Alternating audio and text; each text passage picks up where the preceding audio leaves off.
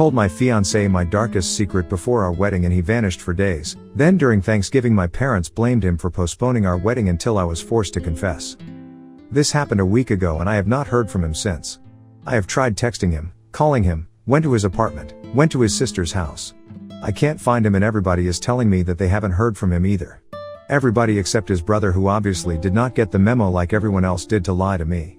He actually told me that Greg, not his real name, doesn't want to see or speak to me. A brief rundown on how we got here. We met 3 years ago at a church function. Yes, I know, Reddit hates religion, but it is what it is. I have had a very rough life when it comes to men, so I really don't engage any of them in conversation other than just briefly if I can get by with it. However, I was listening to Greg speak to a group of people about a book that I had just read, so I stood there and listened to him. After he was done talking, the group kind of hung around a little and I asked him questions about the book. He answered every single one, and the more he talked the more I was attracted to him. Now this may not sound like much, but it was the first time I was actually attracted to a guy since high school. As I said, rough experience, but suffice it to say after I left high school I got involved with a very bad crowd. I turned to drugs, and when my family finally had all they could take out of me when I was 19 they kicked me out.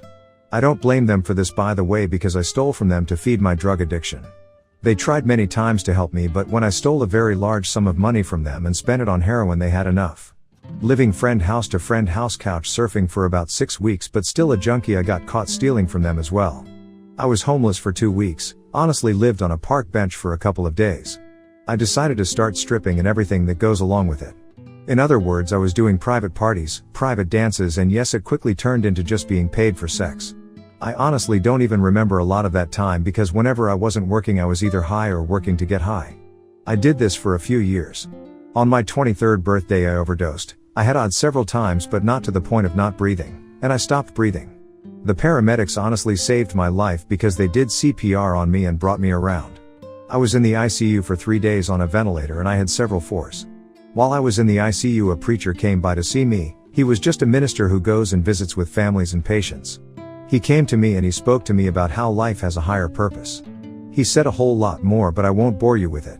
Needless to say, whether it was him, me being fed up with my life, or God, I don't know, but it really moved me, and when I got out of ICU I asked them to help me get off of all of the drugs. It worked. I have been clean since the day I left and I have never had a single desire to go back to that. It wasn't easy at first, but every day got better. I got a job, I reconnected with my family, and then I met Greg. I had never been in love, not even in high school. But after going on just a few dates I was head over heels for him. On our 1-year anniversary he asked me to marry him, but with the idea that it would be a year till the wedding. I happily agreed and it has been the best time of my life. I felt the warmth every single day of his love. But then my mom and dad and I were making wedding plans. They wanted to pay even though I told them not to. And one day while we were talking, what did Greg know about my past? They were meaning, did he know about the drugs? My mom and dad don't fully know how far I sunk. The drugs were bad enough. My mom said that if Greg never asked then I really should just keep it to myself. That I was a different person and what was in the past should just stay in the past. My dad, however, said something that actually made sense at the time. I kind of regret listening to him now though. He said that even though I had changed, who I was still a part of who I am, and hiding the past really is like lying. If Greg loved me then he wouldn't care about the past, but if he ever found out on his own or some other way then he might not be so forgiving because he might consider it a lie. So last weekend I got all of the courage I could muster and decided to tell him everything. He knows things my parents don't know and now I feel very much betrayed. At first he thought I was joking, but when I assured him I was not he kind of got quiet, and then he told me that he appreciated the honesty, he didn't know how he felt and that he needed time to think. That has been a week now. I let him go Saturday through Saturday with only texting him a couple of times, just letting him know that I still loved him and making sure he was okay and if he had any questions to ask me. Well, he never responded and it has been a week since I've heard from him. I don't know what to do. He has been my rock since we got together. Times I've been down he has picked me up. When I've been sad he has made me laugh. I truly hope I have not hurt him. I think that would be the worst thing of all. I know my past life was disgusting, but it's been 6 years and since I've been completely out of that life. I was in another city, actually even in another state. So there is no way that past life can come back to see me here. I made no friendships or relationships during that time, so there is nobody going to seek me out. Can anyone please tell me what I can do or say that will with him? I really love him with all of my heart and will do anything to make this right. Edit, we are taking about a 30-minute, emotional, break. I asked for it and he said he needed it as well. We have been at my place all afternoon talking. I'm not going to lie, It has been rough. I've cried more today than I've ever cried in my life, but we are talking, and as of now we are still together, just no longer engaged, at his request. BTW, all of the crying has not been sad cries. He has also been very open with his past, and it touched me that he felt compelled to be this open when he didn't have to.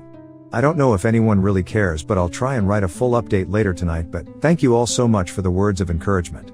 It has helped me far more than you will ever know. Update 1. The title of the post was really inaccurate on my part because he did get in touch with me and we met for several hours on Sunday. So he didn't ghost me, he never intended to ghost me, and his family did not lie for him. In fact, before we had time to talk at church, his brother came to me and apologized for the way he handled my phone call. He said he clearly did not understand his brother's wish to be alone to think, and on his own interpreted that to mean he didn't want to talk to me. The rest of his family had no idea there was any significant problem and did not know where he was because he went away for the week, told them to only contact him for any emergencies. Obviously they knew something was up but had no idea. So the ghosting part was a combination of miscommunication and, well, honestly just anxiety and impatience on my part. We both apologized over that and moved on. Anyway, we met at church for morning service and I got there first and went and sat in our usual spot, and he got there just as the service was starting, but he came over and sat down beside me and we shared a quick smile as the service started. I was dying inside. After service was over, people were shaking hands, talking. This is when his brother came to me to apologize, and while we were talking he slipped away and talked to a few other people. I have a feeling this was planned, but whatever. He came back over and asked how I was and I almost lost it, but I held it together and said I was okay. But obviously I was tearing up as we were talking. He asked if I wanted to talk now or later, and I just wanted to get it over with because if he was going to break up with me I just wanted it to be done and over with so I could go home and start the grieving. So I just said I'm ready. He said he really wanted to talk somewhere private and asked where I would prefer to go, and all I could think of was my place so I didn't have to drive when it was all over with. He followed me home and he came inside and said that he really wanted this to be civil, not a good sign. By this time I was already a bundle of nerves, so I just blurted out, "Are you going to leave me?" Obviously I'm crying as I say this. What he said next left me with a lot of hope because I really thought this was a done deal. He said that a lot of what happens going forward would depend on what I said that day with him and how much I wanted to tolerate from him. That last part really confused me, but I just was so relieved that he didn't say yes that I basically collapsed into my chair and told him that I was ready to do whatever it took. He then said that if that was the case then he would ask for two things from me, and that was honesty and patience. He started off apologizing to me for not being a better man. Well, that was all I could take, when he said that the floodgates came open. Here was this wonderful man who I basically lied to and dropped probably what I can only imagine from a man's point of view being one of the worst things you could ever tell a future spouse, and he was apologizing to me. I had to hug him and tell him not to apologize to me. He held me as I cried for a few minutes, but then tried to gather myself to listen to him. He went on to say that he had a horrible week. He said he had to come face to face with a lot of his own insecurities, jealousies and prejudices. He also said that he learned something about himself and he did not like what he learned. He said up until I told him my story that he did not realize that he was very possessive and had a jealous streak. He talked a lot about it, but I'll skip that because it was really personal, and well, this is already going to be the length of a book. He then asked me if I was willing to put up with him having some very probing questions and some very personal comments about them. Again, I said I was going to do whatever it took. So he asked the following questions. 1. Did I use protection every time? 2. Did I have any interaction with anyone sexually in the city we live in now? 3. Did I have any idea how many people I had sex with? 4. Have I been tested for any sexually transmitted diseases, and if so, when was the last time, and did I keep records of it? 5. Am I willing to be tested again and even again in the future? 6. Did I ever have sex with anyone without them being a customer? 7. What types of drugs did I take? 8. When was the last time I took drugs? 9. Do I feel any need or desire to take drugs or any other substance since this incident occurred? 10. How can I guarantee to him that I won't in the future turn back to drugs? 11. Does sex have any real meaning for me, and do I enjoy it, or is it just something I do now to be close to him? 12. How much money did I steal? 13. Did I pay back the money? 14. Have I ever stolen any money or anything else without it being for drugs? 15. How can I guarantee him that I won't steal from him in the future? This took several hours to answer because I had to often stop to compose myself, but I answered every one of his questions as honestly as I could. He often told me that I didn't have to answer them if I didn't want to and kept apologizing for asking, but he said that to go forward with anything he knew that he had to know or he just wouldn't be able to. He then listed out his concerns and asked if I really wanted to work with him on them, and he would understand if I didn't want to. I said I wouldn't be here if I didn't want this. So his concerns were as follows. A. He is afraid that if times get rough in the future for whatever reason I might steal from him or his family. Honestly, I was surprised by this, as this was not something I thought would be an issue, but it was the first thing he talked about. Now, to be fair, his family owns a business. They are not rich, but they are not poor either, so I guess he's worried when he takes over I might steal. B. In his words, he has an irrational fear that once a junkie always a junkie, and he said he doesn't know how strong he is and it would kill him if we stayed together, and I sunk back into that world. C. His fear that sex would be an issue going forward. He said that he has had horrible intrusive thoughts all week. The fact that I have been with so many people and done so many different things that nothing would ever be special, and ultimately he was afraid he would become bitter because he would feel like we were just having sex for him, and that knowing that I would just be participating would really make his desire to have sex with me drop significantly. Again, I listened to him and answered every concern, to what I could. He said he knew a lot of this was nothing I could ever really guarantee, but he just had to talk about it. I told him that I understood and I had already suspected some of this would come up. As I said, we spent several hours going over this stuff. We had to take a couple of breaks so that way our emotions would not get the better of us. He really went through the range of emotions himself, but I knew I had to let him if I wanted this to work. He told me he was willing to stay and try to make this work because he really loved me. Obviously my heart leapt at this and I cried again. You would think with everything I have been through I would be tougher than this. But he said that he did not feel like we could go through with the wedding as scheduled, and that in all honesty he would like to end our engagement and stay dating, exclusive of course, for a while. He said in all honesty he felt like while he believes me and feels like he knows me, he wants to take the time to look at this from a new perspective. This is where the part about feeling like he didn't really know me come in. I took off my ring to give it to him, and for the first time he broke down and cried. He told me to put it back on and that he just wants to postpone the wedding, not end the engagement. I told him we could do whatever he thought we had to do. He said we are just going to tell people we are going to postpone the date due to scheduling conflicts, and we would let them know a new date. Then we had to decide what we were going to be telling family. He said from his side of the family that he is going to tell them that he was feeling pressured at work and that he got upset over a misunderstanding about time away. I told him that I would say whatever he wanted. He said it was best to not tell anyone else about my past except for our minister, who we are going to start going to couples counseling with. We both agreed to this. As to my family, well, this is where the one problem we had that day came up. He just assumed my family knew. I told him they only know about the drugs and stealing. He said that he thought my parents should know because they are paying for the wedding and it will cause some problems canceling events and stuff, and he did not want them to think this was just because I used drugs years ago. It wasn't a deal breaker for him, he said, but it was something he felt was right, but would abide by whatever I thought was best. I really do not want to tell my parents.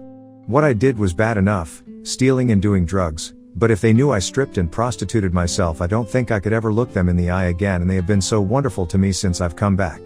So in conclusion, this ended better than I ever dreamed possible. Yes, I know he has a diminished view of me. He really was upset that I waited so long to tell him, but I had to know that this was inevitable, and he said once he gets over the initial shock he will try his best to never bring it up again. He truly is a wonderful man, and I am so very lucky that God put him in my life. Edit. Wow, there are a lot of serious misconceptions being sent to me via DM about my life. Let me make this clear, I did not grow up in an abusive household. I was never sexually molested/raped as a child or teenager. I had a loving family who I by my own actions broke their hearts. I am blessed beyond words that they have accepted me back and have been nothing but loving and supportive. Both of my parents are my heroes. My mom was just trying to protect me, she wasn't trying to be my accomplice. Secondly, to answer this here. If I wanted to stay with him, I had to let him ask me those questions. He gave me every opportunity to shut it down, and even several times while we were talking he asked if I wanted him to stop. He was hurting, by his own words, from his own insecurities. Answering the questions, even as uncomfortable as they were, bonded us in my opinion, because he actually engaged in conversation with me and listened to everything I said. Besides, some of my answers are not nearly as dramatic as some of you have believed. Update 2. First off, things have been great between us. I mean, there have been issues, but nothing that I didn't expect nor anything that I can't handle. I still am happy that he is in my life. When last I left off, he had asked me to tell my parents because he was afraid that they would think he was being overly critical of a previous drug habit. But he also told me that he wouldn't make that a deal breaker, he just thought it would be a good idea. Well, after thinking about it more, I just felt like I did not want to have to tell my parents that part of my life. I believed with all of my heart that they would have supported me, but I just did not want to go through all of the emotions of telling them. I explained it to him and he was fine with it. Said that he respected my thoughts on it and would never say a word to them. I decided on my own to tell them that we were postponing the wedding. I told them that after we had talked that he wanted to stay together and that he just wanted more time to think about things. I thought that this was best as I didn't want him to be there to have to explain anything because if something would have come up I did not want him to feel trapped. I told them. They were disappointed obviously, but they understood. He had given me money to give them to pay back their deposits, but they said that they did not want it and for us to keep the money. I thought that was the end of it. Was I ever wrong? He came over for Thanksgiving dinner. He had lunch with his family. I was invited but could not attend due to not getting off till late from work and then having to help my mom make dinner here. He got to my parents' house around 4 or so and we ate dinner at 5:30. My parents, both sets of grandparents and several cousins were there. Dinner went fine. We ate and everybody was having a good time until my cousin, who is several years younger than me, 12, asked when we were getting married. There was a long, it seemed forever, awkward silence and he just sat there looking at me for guidance. He spoke up and said probably next summer, to which my mother's mother heard this and obviously nobody had told them that the date was off. Well, she proceeded to ask if she had the dates wrong in her calendar, to which my mom quickly jumped in to just say that there were scheduling conflicts. Well, that should have been it, but instead of accepting that, my grandmother starts to ask what scheduling conflicts, if it was the church or minister she was going to get this straightened out.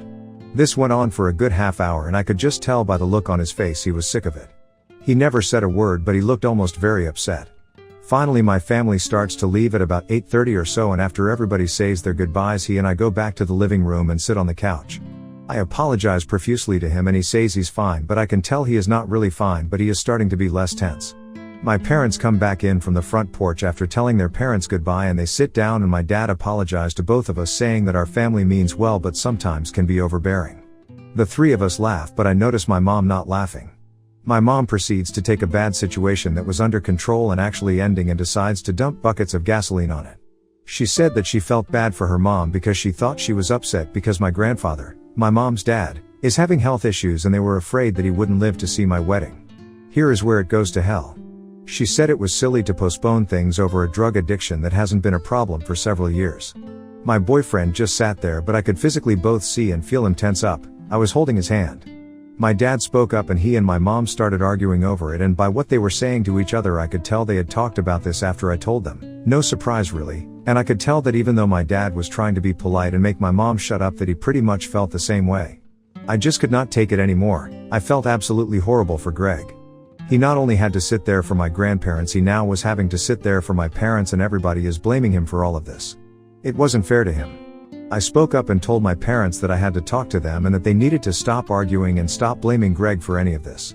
He squeezed my hand, indicating to me that I should stop. I looked at him and he shook his head no. I told him that no, this was not fair to him, and ultimately it wasn't fair to them either because they were blaming him for the wrong reasons. Obviously this got their attention.